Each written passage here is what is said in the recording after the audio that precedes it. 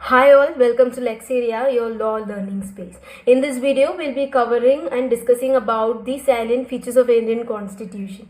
What are salient features? Salient feature means the unique characteristics that Indian Constitution has. Right. And now on moving the salient features of Indian Constitution, there are nearly 17 salient features, that is unique characteristics of Indian Constitution. Right.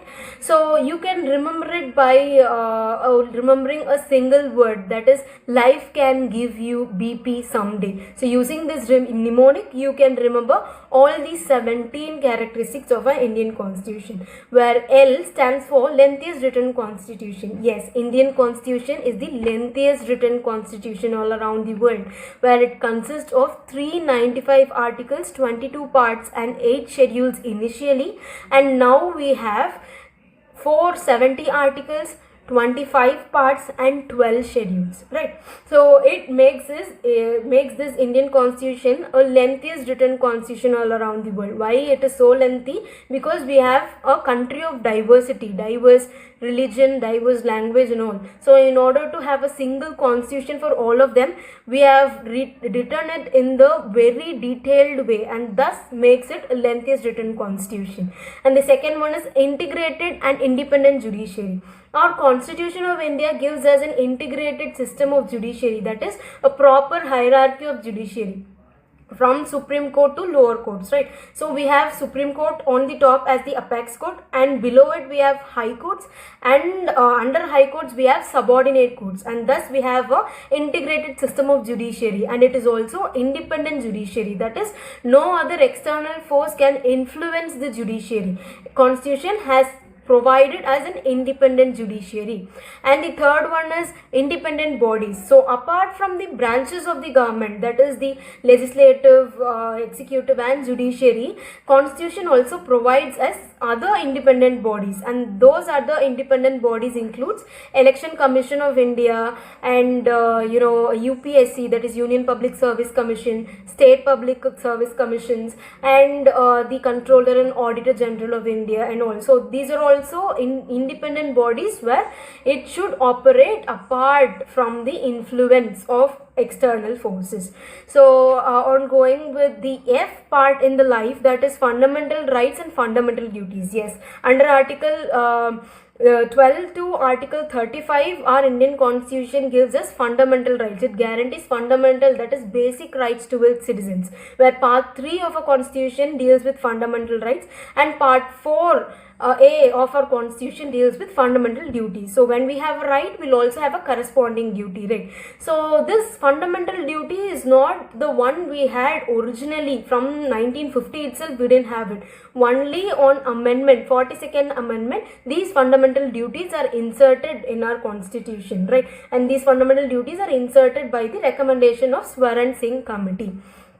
Right. And on going with the next feature, that is federal government with unitary bias. Yes, Indian Constitution gives us a federal government. What is federal government? That is shared power between the union government and the state government. The powers will be equal to the union government and the state government, right? We have two governments here, but we have central dominance. Thus, it makes India as federal government with unitary bias. Though Indian Constitution provides its federal features, it also has unitary features also. So thus makes Indian Constitution a federal government with unitary bias. And next, on going with the other salient feature, it is the emergency provisions, where these are all the provisions that Constitution gives us, that gives powers to the president to act upon when we have an extraordinary situation to handle in our country. So when we have an extraordinary situation or rebellion or aggression that happens in our country, it is the president who can declare emergencies, and the Constitution says so, right? Constitution gives powers to the president to declare emergencies in order to control and in order to govern the state during extraordinary situations, right? So, on going with C, it is cooperative societies. Constitution also recognizes these cooperative societies, right? So, this is actually one of the insertion by the way of 97th Amendment. So, by way of 97th Amendment in 2011 only, this recognition of cooperative societies has been given by the Constitution, adding it to the DPSP fundamental rights and also adding a separate part, that is 9B of our Constitution, deals with cooperative societies, right? So it recognizes cooperative societies. And the other one is three-tier government. G stands for government, right? So we have three-tier government. Initially in 1950s and all, we had only two-tier government, where we had union government and the state government. But by the 73rd and 74th Amendment of our Constitution, our Constitution has recognized the municipalities and panchayats, that is the local government, where we have three-tier government now. We have union government, state government and local governments, right? So our Constitution provides us three-tier government. And the important feature of our Constitution is universal adult franchise. What is universal adult franchise? It is actually every person who is above 18 years of age can vote and choose their representative, right? So that is called universal adult franchise. That is, anyone who is above 18 can vote and elect their representative, irrespective of their caste, religion and all. So irrespective of the differences, every person who is above 18 years of age can vote. And Article 326 of our Constitution gives us this universal adult franchise. So before 61st Amendment, it was the age which was set for voting is 21. And after 61st Amendment, it was reduced from 21 to 18. Right. So this is actually universal adult franchise. And on going with the B's in BP, it is borrowed features and bicameralism. What is borrowed features? We all know that Indian Constitution is the result of borrowed features from every constitutions all around the world. Right, we have borrowed fundamental rights from US, and we have borrowed DPSP from Ireland Constitution. We have borrowed, amendment procedures from African constitutions. So our Constitution is actually a result of borrowed features, and that borrowed features are actually the features that is borrowed and molded in such a way that it fits our people and fits our country, right? It is not borrowed and as it is implemented, or as it is copy paste. It is not a copy paste, right? So we took that features from other constitutions all around the world, and we discussed that if it fits our country, and we molded it in such a way that it fits our country and the people with diversity that we have here.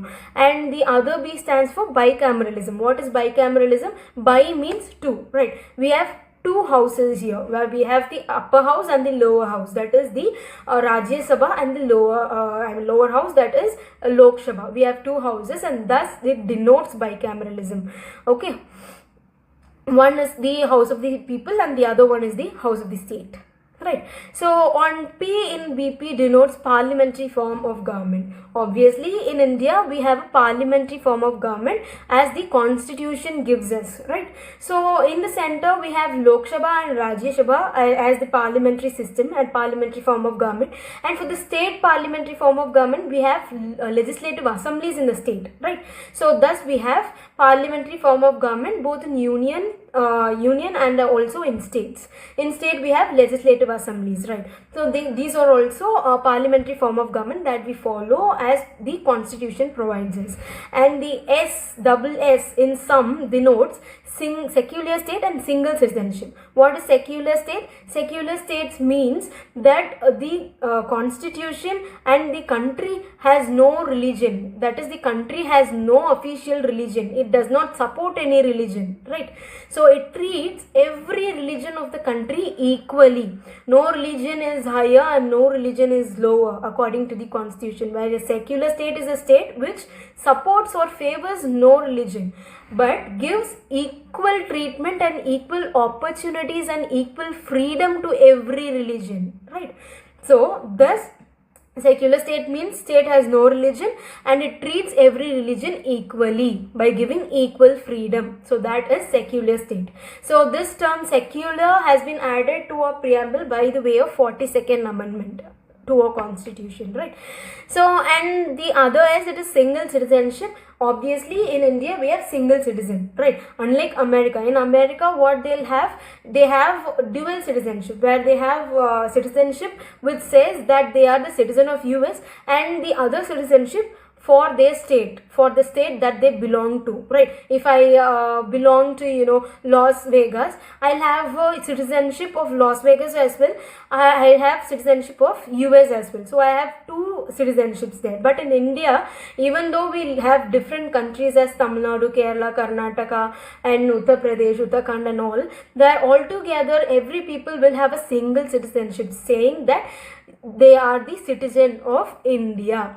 And the last feature that we have is DPSP. What is DPSP? It is Directive Principles of State Policy. What does that mean? These are all the guidelines that is given to the government when they are making laws. Okay, so whenever the government makes laws, they should keep these guidelines in their mind and they should make law. So they should try to fulfill the instructions that are given by the guidelines, right? So these are called the instrument of instructions, where state are trying to achieve the principles, directive principles that are given under DPSP. So these are all the 17 salient features that we have in our constitution, which makes it unique constitution all around the world. So students, I'll attach the PPT below in our description. So if any of the students want to access our PPT, can go into the description and have access of this PPT, right? So in our next video, we'll be learning about this salient feature more in detail. Thank you.